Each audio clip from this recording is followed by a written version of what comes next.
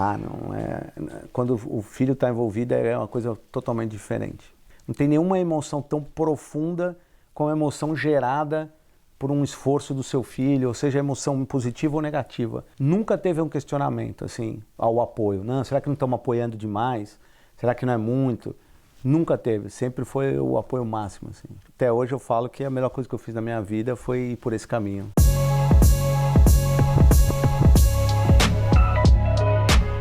Está no ar e hoje tem mais um bate-papo aqui no canal Pais de Atleta. E tem uma frase que todo pai de atleta com certeza já falou. Se eu pudesse, eu vivia a minha vida para seguir o meu filho. Não foi exatamente isso que o Leandro fez, mas mudou a vida meio que para acompanhar o filho ou para viver uma realidade mais próxima do filho.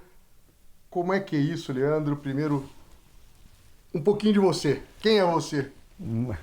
Obrigado, prazer estar aqui contigo. Basicamente o que aconteceu na minha vida, eu morava no Brasil e tinha uma vida de trabalho bem complicada, com muitas horas dedicadas ao trabalho e poucas horas dedicadas à família. Quando eu tive a oportunidade de me mudar do Brasil, eu levei em consideração principalmente passar mais tempo com a minha família. Não tinha muita relação no princípio com ser atleta ou não. No Brasil eles não tinham uma rotina de atleta, eram pequenos, um tinha 8 anos, outro tinha 4 anos. Tinha uma vida normal e não muito focada no esporte. Quando eu cheguei nos Estados Unidos, o que aconteceu? Eu comecei a acompanhar minha família mais de perto, porque eu tinha muito mais tempo, e aí o esporte aconteceu.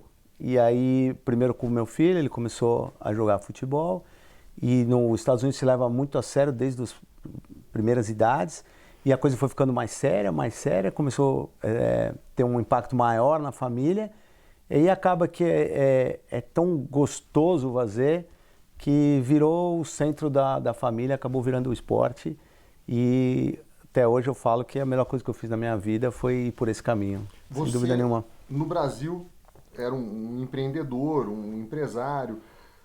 Essa transformação que você fez na sua vida lá nos Estados Unidos, como é que foi para você, como pai, de decidir isso? Falar, não, pô, é isso que eu devo fazer como pai. Você se refere a quando eu decidi a ir aos Estados Unidos ou quando... Já nos Estados Unidos, a tua mudança de vida. Eu estou para te dizer que foi na primeira semana, porque quando eu saía de casa, meus filhos estavam basicamente, ainda estavam dormindo, e quando eu voltava eles já tinham ido dormir. Então não tinha uma relação, e eu sentia muita falta daquilo. Quando eu percebi a falta que aquilo me fazia, eu decidi ir para os Estados Unidos. Quando eu cheguei nos Estados Unidos e pude ter essa rotina com eles, ali eu vi que eu falei, eu quero fazer isso pro resto da minha vida. E se um dia eu voltar a fazer alguma coisa, profissionalmente, vai ter que respeitar esse espaço, porque eu não vou abrir mão disso aqui nunca mais. Kaká começou a jogar. Começou já sério? Começou na brincadeira? Como é que foi? Começou na brincadeira. Eu cheguei numa cidade nos Estados Unidos, na Flórida, que tem muitos brasileiros, e a primeira pergunta que eu fiz é onde que gasta-se esse tempo desses meninos quando eles não estão na escola, que tipo de atividade? E eu dei sorte de ser uma cidade que era voltada ao futebol, tem uma das maiores academias de futebol da Flórida, e ele foi lá fazer um teste nessa academia, me arrumaram lá um teste para ele e ele não passou. E é engraçado que a academia tem muitos níveis, desde o primeiro nível da academia até, é muito democrático nos Estados Unidos, até o 5º, 6º nível, e levaram ele para fazer o teste já nesse 6º nível. E ele não passou. E foi até ruim, assim, porque ele fez o teste, é uma academia muito respeitada lá na cidade, né? E ele fez o teste nesse último nível. Quando acabou o teste, ele estava muito motivado, ele tinha 8 anos, estava muito motivado. E no final do teste, eu fui falar com o treinador lá, e ele falou, não tem vaga. Eu falei, então vocês deixaram ele vir no teste, né? Gerou uma expectativa.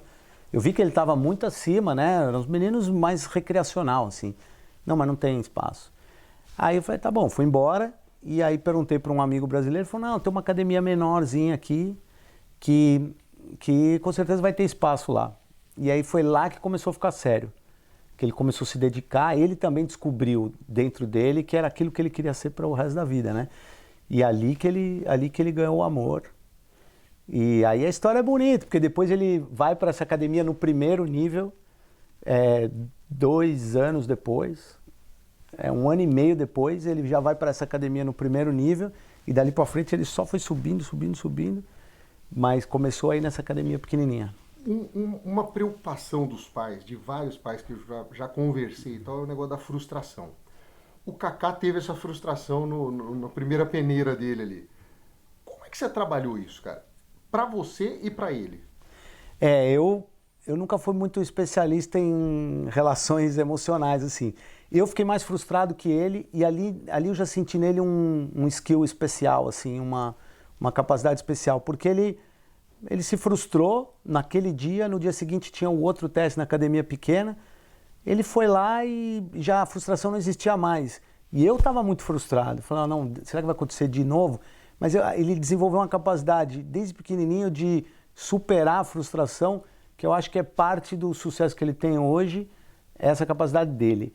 A minha, eu venho aprendendo com ele, e em vários momentos eu continuo me frustrando muito mais que ele. Ele se frustra por um período muito curto de tempo.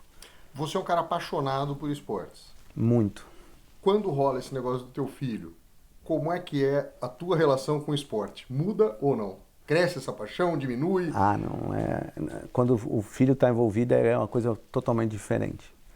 É um tipo de emoção que eu só fui ter depois disso acontecer, porque não tem nenhuma emoção tão profunda como a emoção gerada por um esforço do seu filho, ou seja, emoção positiva ou negativa. O impacto, quando vem de lá deles, é muito mais forte. Você falou que ele começou com 8 anos.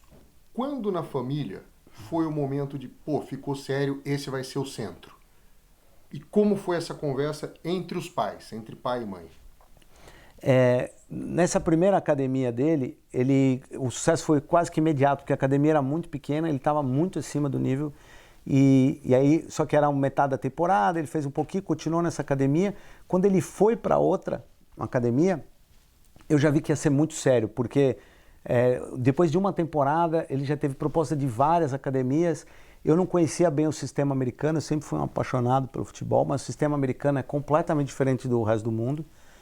E eu falei, não, eu preciso estudar o sistema se eu quiser ajudar ele.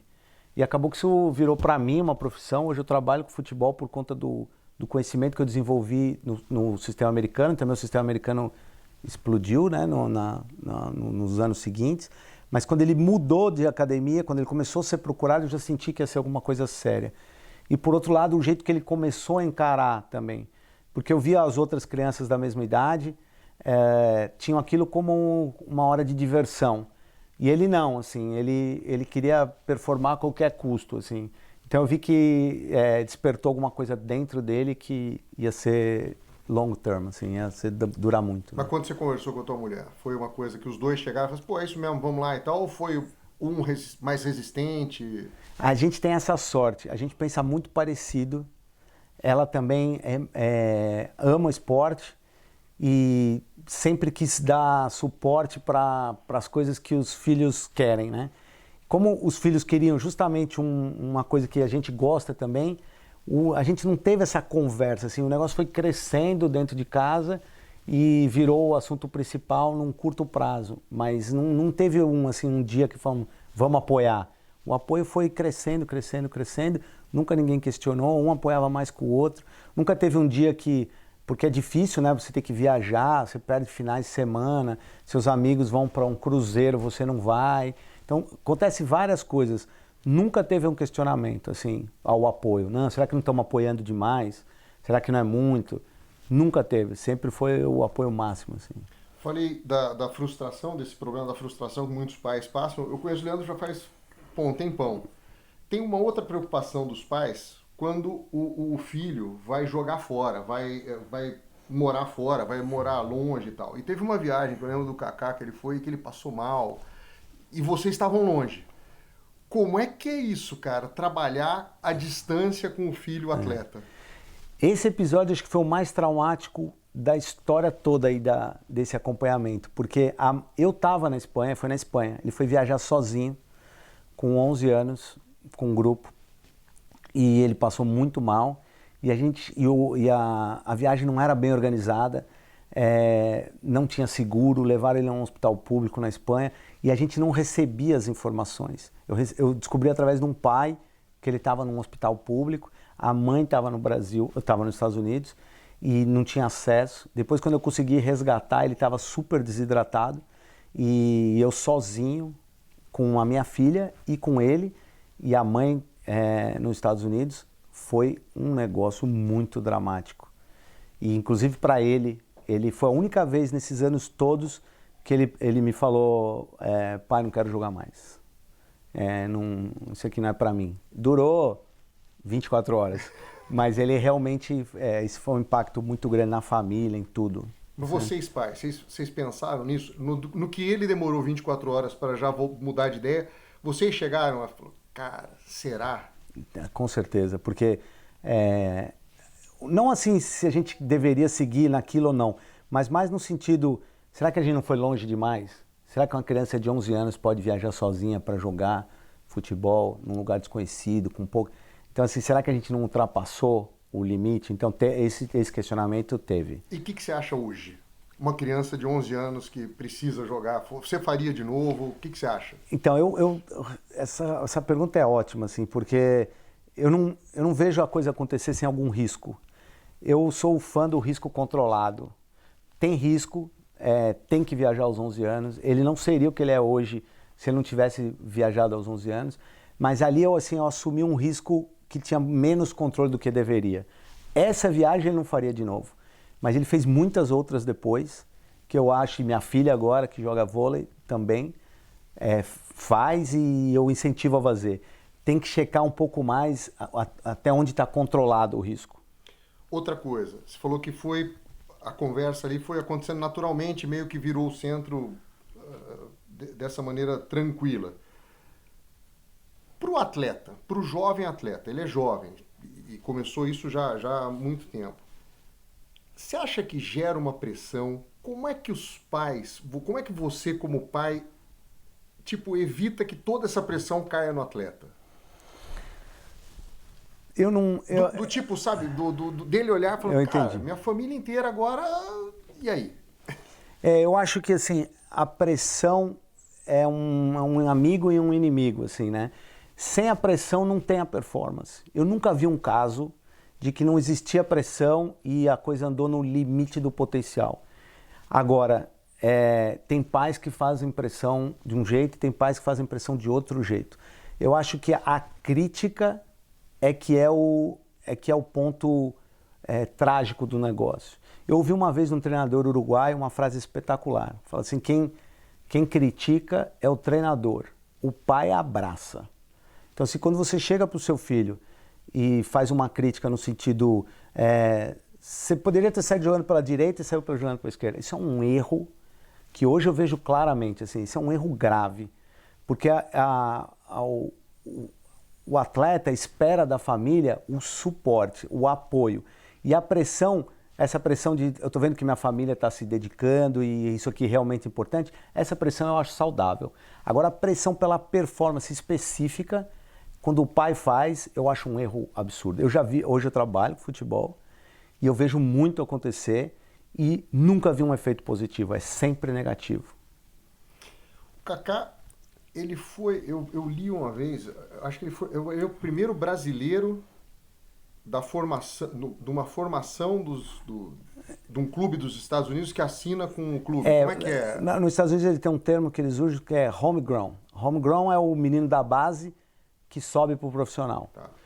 Ele é o primeiro atleta brasileiro a assinar um homegrown contract, um contrato de base, porque normalmente os atletas, tem até atletas com descendência brasileira, mas eles são americanos, nascidos. A liga tem muitas restrições para imigrantes jogar na categoria de base e ele logo no começo conseguiu romper essas restrições por causa dos vistos e do green card e tudo que a gente aplicou, até muito por causa disso também. Então assim, ele acabou tendo uma carreira um pouco mais longa na categoria de base que a maioria dos imigrantes que chegaram quando começou o sistema MLS e ele assinou um contrato profissional muito cedo. Então acabou que vão ter outros brasileiros, eu conheço outros brasileiros muito bons que estão aí nas categorias de base da MLS e que vão acabar no mesmo caminho, mas ele meio que desbravou esse caminho. No esporte e no futebol acontece demais a vitória, o atleta acaba vencendo pela necessidade, pela uma questão de sobrevivência. Não é o caso do Kaká, que ele não precisaria disso teoricamente. Não precisaria disso. Como é que você faz para trabalhar isso nele? Para dar essa fome, para deixar ele com essa vontade, cara? Eu acho que a motivação não está presente todo dia. A motivação de quem precisa, isso acontece muito no sistema brasileiro, né? Porque o menino sai de uma situação muito ruim da favela, vai para uma situação até de mais controle familiar, embora a família não esteja lá, não tem aquele impacto da família desequilibrada e tal. Paralelamente tem alimentação, lugar bom para dormir, ele não quer voltar lá para a favela. Então ele tem uma pressão, uma motivação que vem dessa pressão. Isso não é muito comum, nos Estados Unidos é quase nada, e mesmo no futebol europeu tem muita família com condição, com atletas de alta performance. Eu acho que a chave disso é a disciplina, porque o dia que a motivação não está lá, é a disciplina que vai fazer o papel, né? E realmente a motivação falta às vezes para quem não tem a dependência. Aí o caminho é a disciplina. Se desenvolver a disciplina, vai superar a falta de motivação pela falta de necessidade, vamos dizer assim. E nisso, como pai, você cobra quanto? Tipo, exige quanto essa disciplina? Eu acho que um outro erro que eu vejo em muitas famílias, cobra a disciplina no futebol. E isso acaba confundindo um pouco a formação do jovem, porque ele acha que ali é o lugar, é só ali que tem que ser disciplinado. E a disciplina é uma coisa que você desenvolve, se você desenvolve para a vida. Então, se você não tem disciplina na escola, se você levanta, não arruma a sua cama, se você não é você que lava o seu prato, se você não tem a disciplina nos outros, não adianta às 4 horas da tarde você querer desenvolver disciplina para responder ao seu treinador. Sua disciplina tem que começar a hora que você acorda, né? Então, eu acho que você vai implantando a disciplina nas pequenas ações durante a vida e eu acho que isso aí depois naturalmente transborda para dentro do esporte, entendeu? Eu tenho uma pergunta. Leandro, o Kaká foi para o Texas, você foi junto. Queria que você falasse um pouquinho disso, que a família ficou de repente, tua mulher na Flórida, você no Texas, queria que você falasse um pouquinho sobre isso. Aconteceu mais ou menos assim, ele quando o Inter Miami nasceu na Flórida, foi um mega movimento, o sul da Flórida não tinha um time MLS. Nas categorias de formação dos Estados Unidos, o sistema é pay to play, todo mundo paga para jogar. O primeiro sistema free to play do sul da Flórida foi o Inter Miami. Então teve uma movimentação gigante para ir, uma disputa para estar no Inter Miami. Então eles fizeram um scout de 4 mil atletas, desses 4 mil escolheram 80 para 3 sessões de testes para escolher 20. Então foi uma pressão imensa para estar entre esses 20. E ele passou, então ele entrou no Inter Miami quando o Inter Miami nasceu. Ele ficou no Inter Miami por 3 anos, no terceiro ano ele entrou no Sub-13, jogou o Sub-13, o Sub-14. Quando ele chegou no Sub-15, ele foi campeão nacional, que é um título gigantesco para os Estados Unidos, ainda mais para um clube novo, era um clube que tinha só 3 anos. E quando ele chegou ali, ele por ele mesmo decidiu que ele tinha que tentar um desafio novo. Estava muito confortável, porque ele morava em casa e ficava com os amigos. E a academia mais famosa da MLS por exportar jogadores para a Europa era o Dallas. E ele teve essa proposta para ir para o Dallas com 15 anos. Só que nos Estados Unidos não tem os dormitórios, você não tem alojamentos. Então, se você quiser ir lá, a família tem que ir junto. Tem que ter um apartamento alugado e o menino mora do lado de fora, por si só. O clube não dá esse tipo de suporte. E aí, a minha mulher é executiva, trabalha presencialmente, não tem como mudar. E o meu trabalho me permite trabalhar da onde eu quiser. O que a gente fez foi, eu aluguei um apartamento lá, próximo ao centro de treinamento, e aí eu ficava lá com ele, e a minha mulher com a minha filha na Flórida, e a gente ficava voando de um lado para o outro, para poder eu ficar um pouco mais de tempo com a minha filha, e ela poder aproveitar ele um pouco também.